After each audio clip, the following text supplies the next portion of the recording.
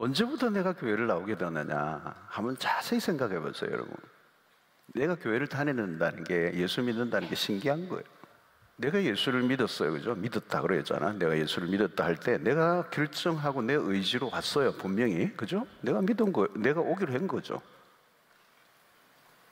내가 결정을 했고. 근데 그것만으로는 충분한 대답이 안 돼요. 시원하지가 않아.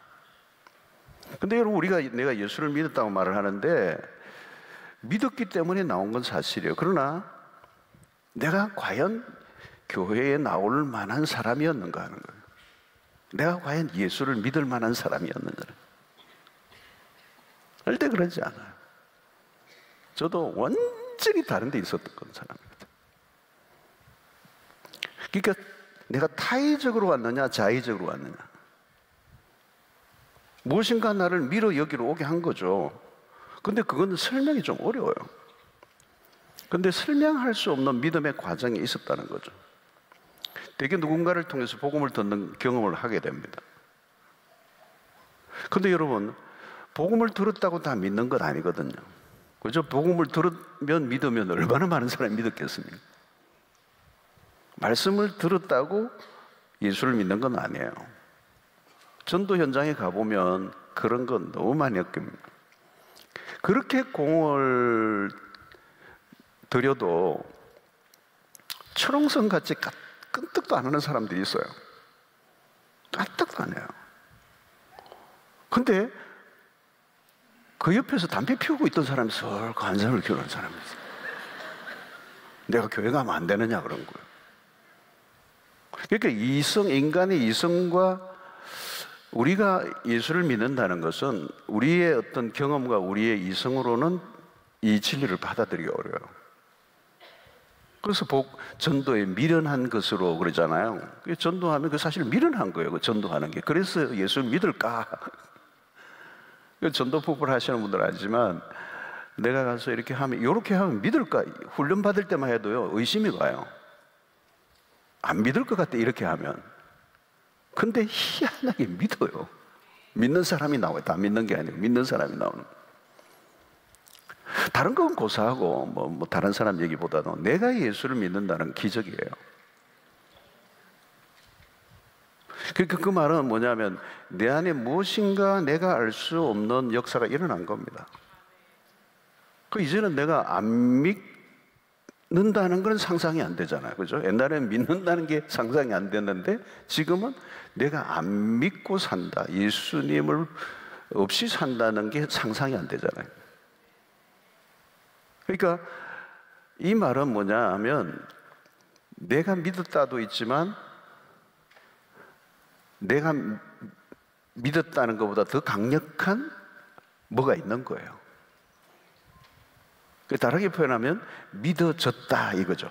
그죠? 조금 더 정확하게 하면 내가 믿었다가 아니고 믿어졌다는 거예요. 이걸 다르게 표현하면 하나님이 믿게 하셨다. 자, 이런 일이 어떻게 일어났느냐, 이제 이거예요, 여러분. 알 수 없는 일이 우리에게 일어난 겁니다. 예수를 믿는다는 이거 희한한 일이에요. 자, 여러분, 요한복음 3장에 이제 그 답을 우리가 찾아올 수 있는데, 니고데모와 예수님이 만나는 장면이 요한복음 3장에 나옵니다. 근데 여러분, 요한복음에는 이 성령에 대한 이야기가 굉장히 많아요. 신약 가운데서도 성령에 가장 많이 얘기하신 부분이 요한복음에 나오는데, 이 니고데모를 만나는 요한복음 3장에 이미 말씀이 있어요. 물과 성령으로 거듭나지 않으면 하나님의 나라를 볼 수 없다. 그러니까 거듭남이라고 하는 것, 다시 태어남, 내 영혼이 하나님을 만나는 이 사건은 물과 성령으로 된다. 물과 성령으로 된다. 자, 여러분, 이것을 고린도전서 12장 3절에는 이렇게 얘기해요. 그러므로 내가 너에게 알리노니 하나님의 영으로 말하는 자는 누구든지 예수를 저주로 할 자라 하지 아니하고, 그 다음에 또 성령으로 아니하고는 누구든지 예수를 주시라 할 수 없느니라. 그러니까 예수님을 누구든지 예수를 주라 이렇게 고백하게 하는 것은 성령이 아니고는 안 된다는 거예요. 자, 로마서 8장 9절이죠. 만일 너희 속에 하나님의 영이 거하시면 너희가 육신에 있지 아니하고 영에 있나니 누구든지 그리스도의 영이 없으면 그리스도의 사람이 아니라. 그리스도의 영이 없으면 그리스도의 사람이 아니라. 다르게 표현하면 그리스도의 영이 없으면 우리는 그리스도를 받아들일 수 없다는 거예요. 그러니까 그리스도인에게는 누가 계시느냐? 그리스도의 영이 계신다. 성령이.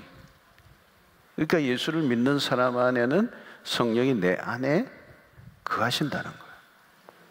자, 로마서 8장 15절에도 마찬가지예요. 너희는 다시 무수하는 종의 영을 받지 아니하고 양자의 영을 받았으므로 우리가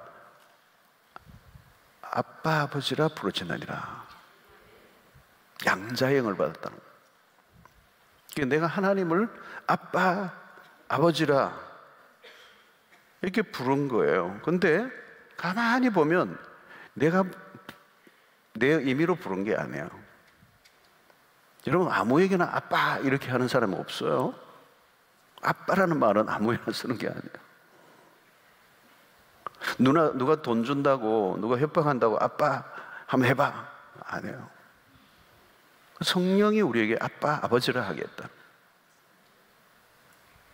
이러면 여러분, 이건 오묘한 일이죠. 성령이 어떤 일을 하시는. 로마서 8장 16절에도 보니까 성령이 친히 우리의 영과 더불어 우리가 하나님의 자녀인 것을 증언하신다. 우리가 하나님의 자녀라는 걸 우리 안에서 성령이 우리에게 증언을 해주시는 거예요. 너는 하나님의 자녀야. 그러니까 예수를 믿는다는 것, 하나님을 아버지로 부를 수 있는 이 모든 것이 성령의 역사라는 겁니다. 그래서 부인할 수 없는 사실이 오늘 하나 있어요. 그게 뭐냐면 내가 예수를 믿고 있다면 내 안에 성령이 들어와 계신다. 그래서 내가 믿은 게 아니고 사실은 성령이 믿게 하신 거예요. 믿게 하신 성령이 어디 계시냐? 내 안에 계신다. 믿는 순간에. 그래서 성령의 역사로 내가 믿었기 때문에 내 안에 성령이 계신다는 이 사실을 확실하게 해야 돼요. 확실하게 믿어야 돼요. 이 성령을 제외시키고는 우리가 예수를 믿게 된 것에 대해서 설명할 수 있는 게 아무것도 없어요. 설명할 수가 없어요. 그래서 성령이 그리스도인이 된다는 것은 무엇인가? 성령을 모시고 있는 거죠. 성령의 그걸 내주라고 얘기해요. 내주. 그래서 예수를 믿는다는 것은 생명을 주시는 영. 그러니까 그리스도의 영은 생명의 영이에요. 그 영을 내가 받은 거예요. 그때부터 성령은 우리 안에 자리를 잡고 계십니다. 그래서 우리는 그것을 성령의 임재, 그리고 성령의 내주, 우리의 몸이 성령이 거하실 처소가 되었다. 이렇게 얘기하죠. 이 성령님을 우리는 히브리어나 헬라어, 구약을 기록한, 신약을 기록한 이 히브리어나 헬라어로 보면 모두가 똑같은 게 하나 있는데 그게 뭐냐면 성령을 바람, 호흡 이런 것으로 써요. 바람에. 그리고 호흡, 라우 이런 이 동일한 단어를 쓰는데 이 성령은 생명을 주시는 하나님의 호흡이란 거. 호흡. 이렇게 흙으로 빚으시고 생명을 불어넣으시는 거죠. 하나님의 호흡을 불어넣으시는 이 생명이에요. 주님은 성령을 바람으로도 비유하셨죠. 바람은 육안으로 보이지 않아요. 그러나 존재합니다. 안 보이시죠? 그러나 존재한다는 거예요. 그러니까 안 보이기 때문에 정의를 내기는 어려워요. 근데 성령의 역사를 우리가 보는 거죠. 그 나무가, 바람은 안 보이는데 나무가 흔들리는 걸 보면서 바람이 부는구나. 느끼는 것과 똑같이. 목회를 하면서 느끼는 게, 저 사람이 변했네? 어떻게 변했지? 몰라요. 근데 그 사람의 변화를 보면서 성령이 어떻게 일하시는가를 보게 되는 거죠. 그죠? 그래서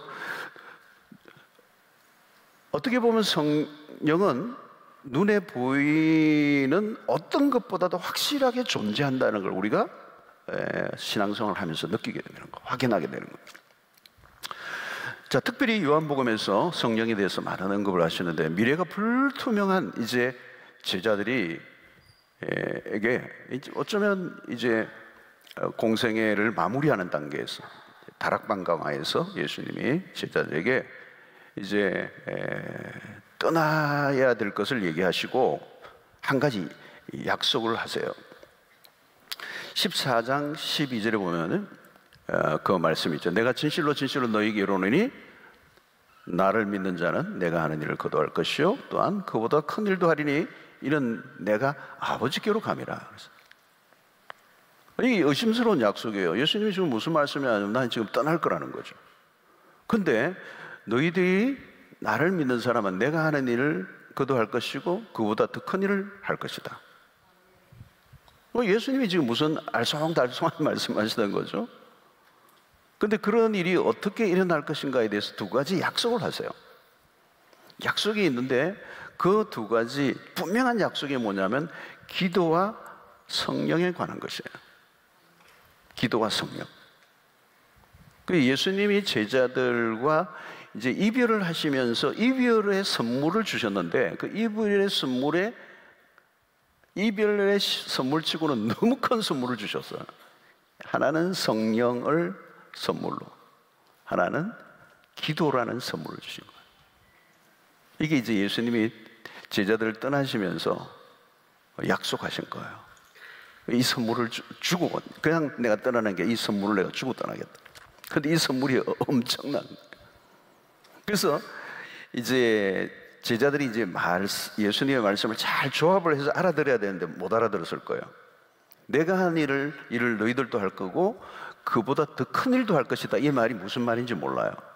근데 이별을 하면서 주신 선물, 이 기도와 성령 안에 그 답이 있는 거예요. 자, 제자들에게 있어서는 예수님이 공생애에 그 스승이 떠난다는 건 충격적인 거죠. 그죠? 얼마나 충격이겠어요? 근데 예수님이 그냥 떠나지 않고 내가 너희들을 떠나야 돼.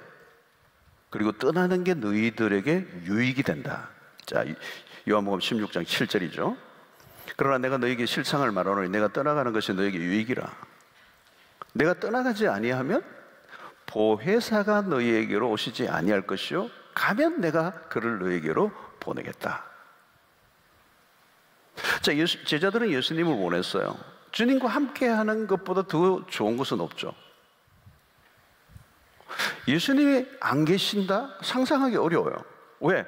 예수님을 보고 따라왔고 그게 모든 걸 다 맡겼던 사람들이고 전적인 의존을 했던 사람이에요. 근데 예수님이 내가 떠나가는 게 유익이다. 이해가 안 됐겠죠. 이해가 될 수가 없죠. 근데 왜 그러냐는 거죠. 그 약속이 바로 성령이 오시기 때문이라는 거죠. 자, 그러면 성령은 누구이신가? 여기 예수님은 뭐냐면 또 다른 보혜사라고 그랬어요. 여기 또 다른이 헬라어로 알로스라는 단어예요. 알로스.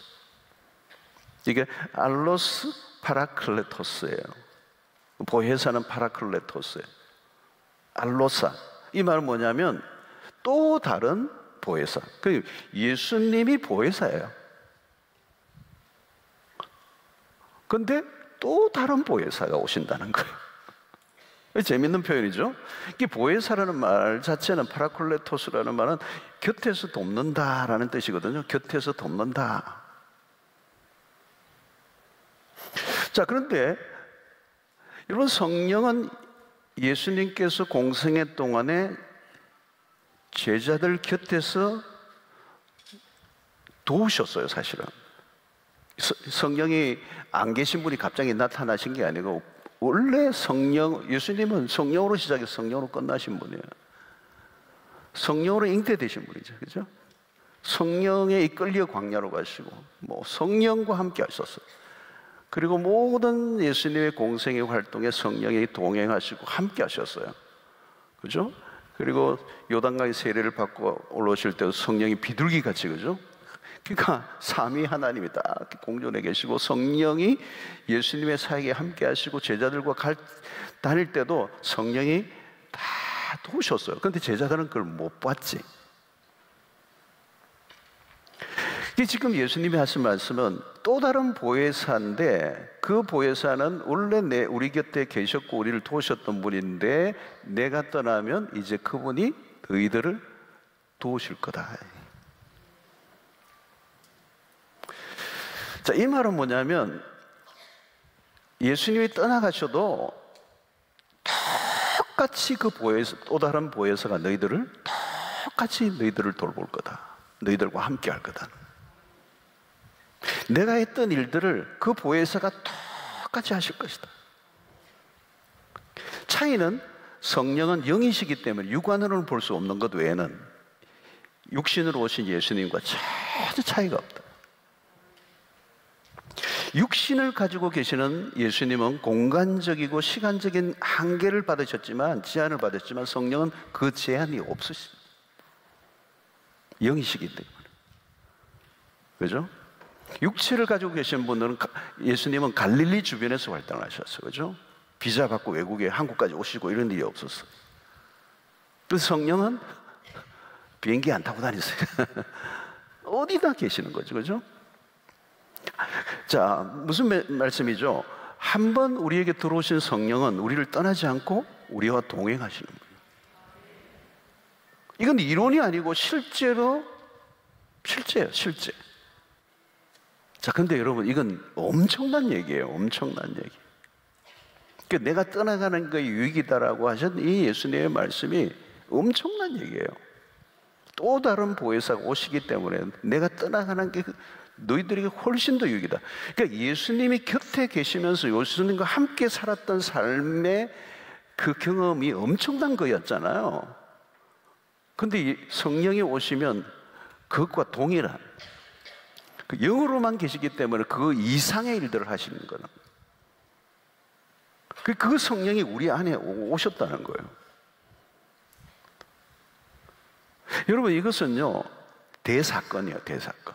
성령을 우리에게 보내신 사건은 대사건이에요. 성령이 우리에게 찾아오신 사건은 큰 사건이고 우리의 삶의 터닝 포인트예요. 여러분, 우리가 처음 예수 그리스도를 만났을 때 이게 엄청난 우리의 인생의 터닝이죠. 그죠? 예수님을 만났던 사건이 우리의 엄청난 사건이에요. 근데 성령과 함께 하는 삶은 또 다른 터닝 포인트예요. 그래서 중요한 것은 내 안에 계신 성령과 친숙해진다면 내가 하는 일을 너도 할 것이고 그보다 더 큰 일도 할 것이다. 자, 그러면 보혜사를 보내신 이유는 뭘까요? 그리스도인들에게 성령의 도움은 절대적으로 필요하기 때문에. 성령의 도움이 없으면, 예수님은 떠나가시고 성령이 우리와 함께 하지 않으면 우리는 아무것도 할 수 없어요. 그래서 성령을 약속하시고, 성령을 너희들이 모시면 그분은 너희들과 함께 할 것이고 너희들을 결코 떠나지 않을 거고, 그리고 이 성령은 세상 사람들은 전혀 알지 못하는 거라고. 이 성령의 도움이 없으면 우리는 어때요? 날개 없는 비행기와 같아요. 엔진 없는 자동차와 똑같아요.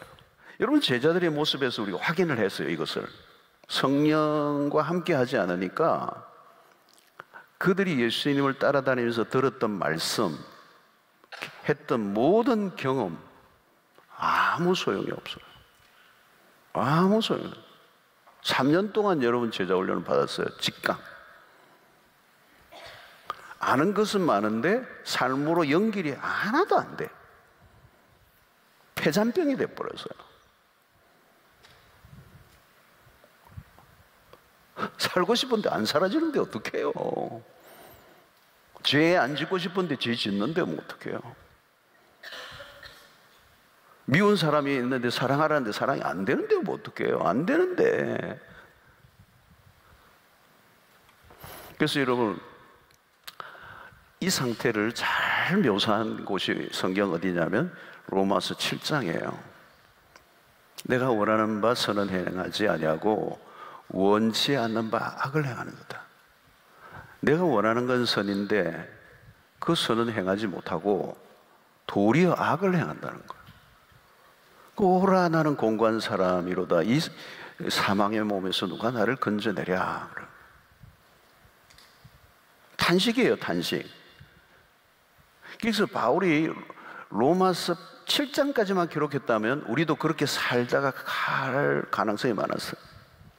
네, 끙끙 앓는 거예요. 끙끙 앓는 거예요. 근데 바울의 로마서 8장으로 넘어가요. 8장. 이번에 내가 8장을 새벽에도 많이 다뤘죠. 8장으로 넘어가면요, 대전환이 일어나요. 근데 여러분, 로마서 8장이 무슨 장이냐면 성령장이에요. 성령장. 근데 8장으로 넘어가면요, 막 승리의 계가를 부릅니다.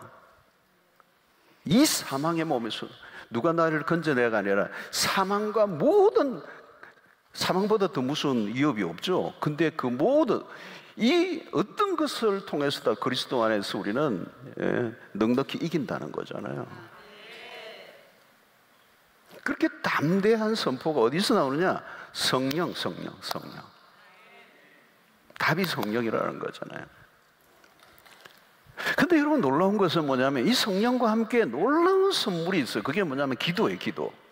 그러니까 성령과 기도는 뗄 수가 없어요. 왜냐하면 우리의 기도를 도우시는 영이에요. 여러분, 기도 생활이 결국 우리 신자의 삶의 다이나믹을 만들어내요. 우리의 삶을 레벨업 시켜버리고, 기도가 우리의 삶의 파워를 일으키는 거죠. 불을 지르는 거잖아요. 근데 이 불을 일으키는 데는 기도 자체로만 되는 게 아니고 성령의 도우심이 전적으로 필요하다는 거예요. 이게 이제 굉장히 중요한 거예요. 자, 로마서 8장 26절을 보면 이와 같이 성령도 우리 연약함을 도우시나니. 우리가요, 어디에 연약한 거죠? 기도에 연약해요. 기도를 잘 못해요. 자, 어떤 걸 도우죠? 성령이. 우리는 마땅히 기도할 바를 알지 못하나. 몰라요. 기도를 몰라. 마땅히 빌 바를 몰라. 어떻게 기도하는지를 몰라. 그러니까 5분이면 끝나지. 악을 쓰고 하면 한 10분 하고, 그 다음에 한 졸면 한 10분, 졸면 한 20분 되고, 그것밖에 못해요. 그러나 오직 성령이 말할 수 없는 탄식으로 우리를 위하여 친히 간구하시는가. 어디서요? 우리 안에, 우리 영 안에서. 여러분, 기도는 영적인 일입니다. 그죠? 영적인 일이에요. 그러니까 영적 수로를 여는 거잖아요. 하늘과 땅을 이렇게 잇는, 하늘의 것이 땅으로 임하는, 이 하늘의 권세가 땅으로 임하는 이 영적 수로를 여는 거잖아요. 우리의 힘으로 할 수 있는 게 아니죠. 신앙생활이라는 게 우리의 힘으로 할 수 있는 게 아니잖아요. 예수를 믿는 것부터 시작해서, 성경을 이해하는 것부터 시작해서, 그 말씀을 알아가는 것도 성령의 역사고, 그 말씀을 안 그대로 사는 게 하는 것도 성령의 역사고, 성령이 없이는 뭐 아무것도 안 되는데요. 여러분, 성령이 우리를 도우시는데 어디에 가장 우리를 도우시냐면 기도를 도우세요. 왜냐하면 기도를 통해서 모든 역사가 일어나니까. 근데 그 기도가 안 돼, 막혀, 약해, 무엇을 기도해야 될지 몰라. 근데 성령이 도우신다는 거예요. 아, 이게 이제 성령이 함께 하시면 기도가 이제 기여를 넣은 거예요. 3단, 4단으로 한 거예요. 달력이 붙기 시작하는 거예요, 달력이. 기도가 달력이 붙고. 그러면 10분, 20분 하던 기도가 1시간이 가고 2시간이 가고 해도 뭐 그냥 잘 나오는 거예요. 내가 기도하는 게 아니에요, 여러분. 성령이 기도하게 하시는 거예요. 기도 제목도 성령이 알려주시는 거예요. 이 기도는 뭐예요? 마스터키잖아요. 이게 마스터키예요. 날개를 다는 겁니다. 신앙의 날개를 다는 거예요. 그러지 않으면 영의 일을 육으로 감당하니까 힘든 거예요. 자, 영적인 일에는 인간의 최선, 열심은 한계가 있다는 겁니다. 노력은 하는데 한계가 있어요. 여러분, 세상은 이런 거 있어요. 최선을 다해라 이래요. 그죠? 세상에서는 최선을 다해. 부모들이 아이들에게. 그건 세상에서는 통해요. 근데 영의 세계에서는 안 통해요. 아무리 자기 인간이 최선을 다해도 그는 육이에요, 육. 인간의 최선으로 하나님의 세계의 역사를 경험할 수가 없어요. 내가 하는 일이에요. 그러니까 성령의 도우심으로 우리가 기도하지 않으면 내가 하는 일이지 하나님이 하시는 일은 아니에요. 하나님과 상관없는 일이에요. 그래서 성령과 함께하는 기도 생활은 이제 이게 되면 신앙은 다른 세계로 가는 겁니다. 어나더 레벨로 가는 거예요. 할렐루야. 저는 이게 여러분들 오늘 이 밤에 이루어지게 되기를 축원합니다. 그러면 경계선을 넘어버려요. 새날이 오는 겁니다. 새날이 왔어요. 그렇게 예수를 믿어서 우리가 일어나는 것과 성령의 강력한 임하심을 통하여 우리의 내주하시는 성령과 함께 살아가는 삶. 그러면 아까 예수님이 하신 것처럼 내가 떠나가는 게 유익이다 라고 하셨던 그 말씀의 의미가 뭐냐? 성령은 예수님은 육신을 입고 계셨던 분이기 때문에 부활 승천하셨어요. 함께 할 수가 없어요. 그런데 그 성령은 영원히 우리와 함께 하실 수가 있어요. 여러분, 예배 자리에 앉아 있는 것과 영으로 예배를 드리는 게 달라요. 여러분, 이게 우리가 이 주일날 예배를 드리는데 주일날만 예배 드리는 게 아니에요. 여러분, 성령과 함께 동행하는 삶은 일상의 예배예요. 일상의 예배. 여러분, 내가 기도하는 것과 영으로 기도하는 건 달라요. 내가 찬양도 그래요. 내가 그냥 노래 부르는 것과 영으로 찬양하는 게 달라요. 이 성령 안에서 예배하는 거거든요. 성령 안에서 기도하는 거고 성령 안에서 찬양하는 거고 성령 안에서 교제하는 거고.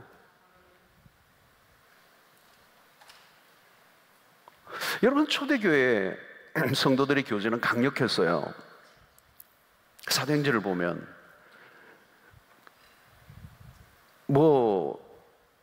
오순절에 마가의 다락방에 마신 그 성령, 그러면서 사도행전 2장 하반 3장 4장 가면 엄청난 거예요. 성령의 역사가 일어나는데 그들이 성령의 압도를 느낀 거예요. 압도를 당하고 있었던 겁니다. 그러니까 교제하는 시간에 성령의 코이노니아거든요. 사도행전에 그 코이노니아가 일어나는데 성령 안에서의 교제예요. 그러니까 이거는 우리 사랑방에서도 이제 모여서 교제를 하잖아요. 모여서 말씀을 나누잖아요. 그죠? 말씀을 나눠요. 그래서 성령 안에서 말씀을 나누면요, 굉장히 깊어져요. 굉장히 깊어져요. 그러니까 이분이나 다 성령이 지금 주관하고 계세요. 그리고 그 성령이 그들 각자의 그 말씀을 통해 그 사람 가운데 깨닫게 하시고 하면서 이게 나누는데 이게 성령이 주도를 하시는 거예요. 그 모임을 성령이 주관하신다는 걸 모두가 느껴요. 그리고 모든 생명을 함께 나누는 거예요. 그래서 서로 교제가 되면서 격려가 되죠. 근데 여러분, 이 사도행전의 교회 코이노니아는 어디까지 가느냐면 말씀을 나누는 정도로 끝나지 않아요. 재산을 나누어요. 재산을 다 나누는 거예요. 자기 걸 끄집은 집에 재산을 가지고 집을 팔아가지고 가지고 오고 가난한 사람들에게 나누어주고. 그러니까 물질의 코이노니아가 일어나요. 와, 이거는 엄청난 거예요. 이 공산주의자들이 이거를 보고 흉내 냈죠. 그런데 실패했잖아요. 왜 실패했죠? 성령 안에서 해야 돼요. 인간의 운동으로 되는 게 아니에요. 이데올로기로 되는 게 아니에요. 이데올로기는 허접해요. 이 성령이 역사하지 않으면 안 돼요. 그러니까 내 혼자 하니까 나가 떨어지는 거예요. 근데 나보다 더 크신 분이 내 안에 계셔. 그분이 나를 도와. 24 hours, 24시간을 도우셔. 야, 여러분, 이 돕는다, 에젤이라는 단어도 있잖아요. 그죠? 돕는 배필이라는 거잖아요. 그 돕는 분이 그냥 돕는 분이 아니고 엄청난 분이 도우시는 거예요. 엄청난 분이 도우시는 거예요. 은하드 또 다른 보혜사예요. 알로스예요, 알로스.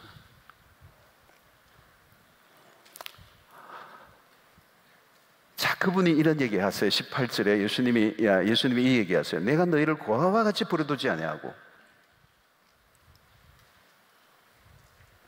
이 말은 뭐예요? 성령이 오시지 않으면 우리는 고아다, 이 얘기와 같은 거예요. 영적 고아다. 이거 디어예요. 디어예요.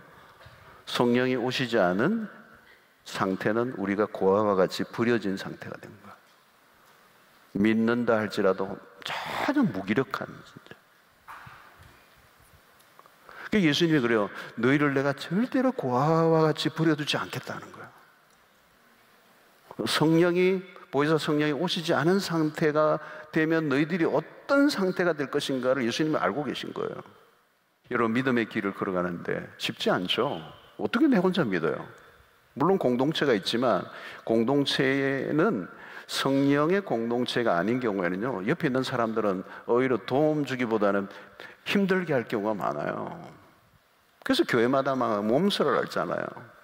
교회를 다니면서도 내 집안 식구가 원순이라고 그러고. 여러분, 외톨이 힘들잖아요. 외톨이. 요즘 사건 일으키고 사고 일으키는 친구들이 다 외톨이로 살아요. 외톨이. 고아같이. 여러분, 신자는 다릅니다. 우리는 홀로 아니에요. 영원토록 떠나지 않은 성령이 우리와 함께 하신다. 아니, 우리 자신이 성령이 거하시는 전이에요. 마음문을 열기만 하면 성령의 임재를 언제든지 경험할 수 있어요. 신약시대 성도들에게 최고의 축복이에요. 예수님의 이 약속이 어디에 성취됩니까? 사도행전에 2장에서 성취되는 거예요. 약속하신 성령을 기다리고 오순절에 마가의 닭방에 마신 거죠. 그러니까 우리가 누릴 수 있는 최고의 축복을 예수님이 선물로 주고 가신 거예요. 마치 예수님의 제자들이 예수님과 함께 갈릴리를 거닐면서 예수님과 대화하고 예수님과 시간을 보내고 예수님과 함께 놀라운 그 시간을 경험했던 것과 똑같은, 아니 그 이상을 우리가 오늘도 경험할 수 있다는 거예요. 여러분, 이제는요, 시간에 구애받지 않고 하나님과 교제를 할 수 있어요. 그게 신약시대, 우리에게 성령의 시대에 우리에게 주신 선물이에요. 여러분, 오순절에 성령이 임하시니까 제자들이 이전 사람하고 완전히 달라졌어요. 기아가 팍 들어간 거예요. 이제는 뭉뭉 가는 거예요. 고아같이 불쌍한 그들이었는데 그 사건 이전에는 고아 같은 사람들이에요. 사실은 40일 동안 막 오순절날 약속하신 성령을 기다리고 막 기도할 동안에 아직 아무 일이 일어났을 때는 고아같이 있었던 거예요. 예수님은 그냥 떠나셨고 이제 고아같이 있었는데 오순절에 성령이 임하시자 그들은 왕의 자녀들이 돼요.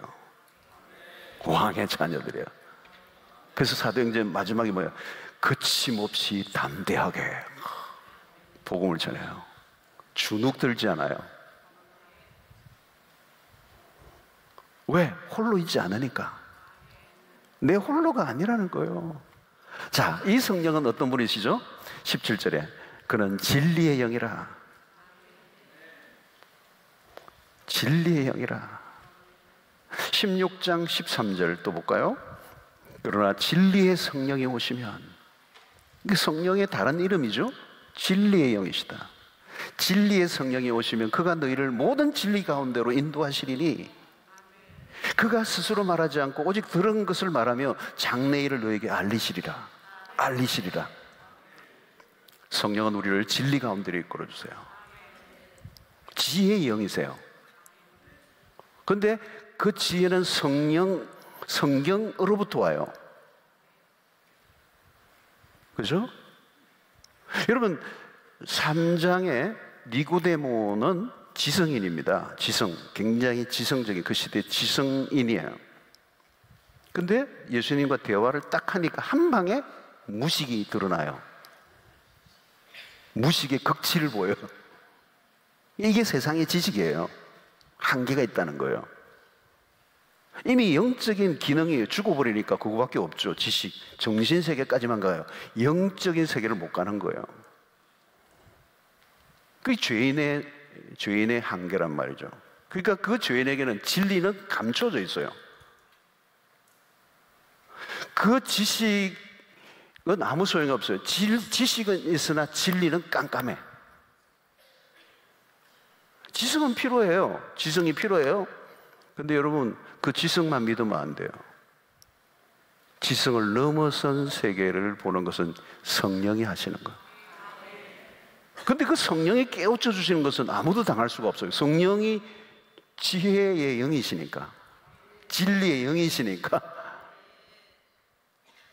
그래서 26절에 보세요. 보혜사 곧 아버지께서 내 이름으로 보내실 성령, 그가 너에게 모든 것을 가르치고 내가 너에게 말한 모든 것을 생각나게 하시리라.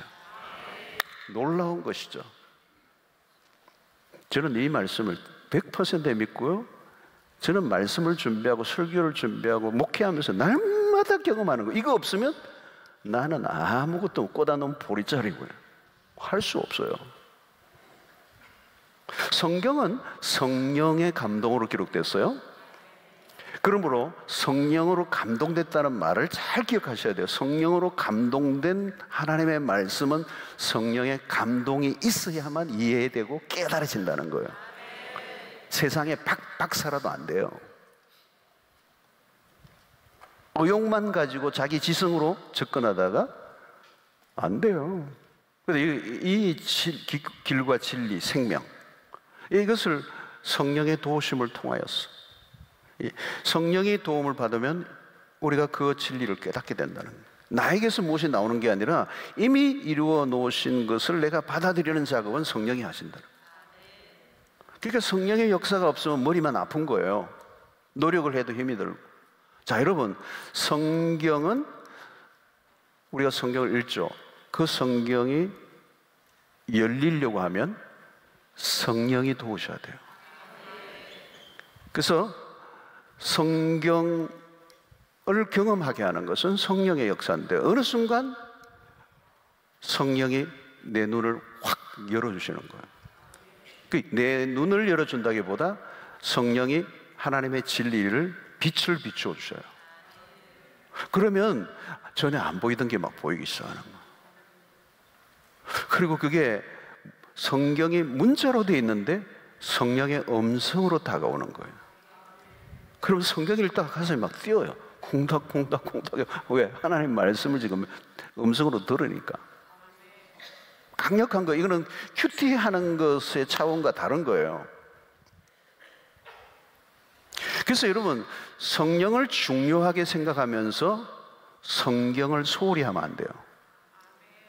여기 중요합니다. 성령을 중요하게 여기면서 성경을 무시하면 안 돼요. 그런 분들이 있어요. 그러면 신비주의로 빠져버려요. 동시에 성경을 중요시하면서 성령을 무시하면 안 돼요. 이거는 장로교에서 좀 약한 거예요. 막 성경 공부를 열심히 해. 그런데 성령의 도우심을 무시하는 거예요. 이 두 가지 잘못된 거예요. 성경과 성령은 뗄래야 뗄 수 없어요. 뗄래야 뗄 수가 없어요. 성령에 열려 있으면 우리를 진리 가운데 이끌어 주신다. 자, 진리 가운데 이끌어 준다는 것은 놀라운 것입니다. 그런데 그 진리 가운데 인도하시는 것이 무슨 심오한 어떤 신학교에서만 있는 게 아니고 우리의 일상 속에서 일어나야 돼요. 우리를 진리 가운데 이끌어 주시는 거예요. 우리의 일상에 진리가 필요해요. 그 진리가 없으면 우리는 진리와 유리된 삶을 살게 돼요. 매 순간 우리는 성령이 하나님의 말씀을 깨우쳐 주셔서 그 일상 속에 그 하나님이 주신 지혜로 살아가는 거예요. 자, 성경을 읽을 때도 그렇고요. 여러분 설교를 들을 때도 마찬가지예요. 성령의 도움을 구해야 돼요. 그냥만 딱 앉아있으면 막 말씀이 오는 게 아니에요. 진리의 영이신 성령의 도우심을 받아야 돼요. 설교자가 성령의 도우심을 구하고 설교를 준비해야 되는 것과 똑같이 설교를 들으시는 성도가 성령의 도우심을 구해야 된다는 거예요. 성경이 성령으로 기록된 것이기 때문에 성령의 도우심을 통하여 성경을 읽는 것과 똑같아요. 하나님의 말씀을 들을 때 성령의 도우심을 구하고, 이게 내가 듣는다가 아니에요. 성령이 듣게 하시는 말씀을 들어야 된다는 거예요. 성령이 교회들에게 하시는 말씀을 들을지어다 그랬잖아요. 그러니까 이게 내가 듣는 게 아니에요. 성령이 들려주시는 거예요. 여러분 신기해요. 저는 신기해요. 똑같이 설교를 듣는데요, 어떤 사람들은 무럭무럭 자라요. 똑같이 듣고 있는데 어떤 분은 은혜를 받고 어떤 분은 어떤 대목에 걸려서 시험에 들어요. 여러분, 은혜롭고 좋은 것은 다 걸러버리고 이상한 것에 걸려 넘어져요. 이 마귀도 같이 역사하는 거예요. 마귀도 같이 역사하는 거예요. 여러분, 진리의 말씀을 들어 내 인생이 변화되는 걸 사단이 알까요, 모를까요? 그러니까 귀를 쓰고 예배 자리, 말씀 전하는 자리, 은혜 받는 자리를 막는 거죠. 방해하는 거예요. 신앙생활은 성령으로 시작하여 성령으로 마칩니다.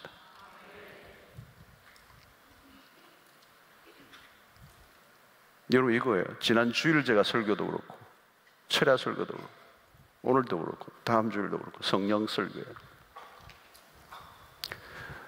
성령이 신약의 교회를 탄생시켰어요.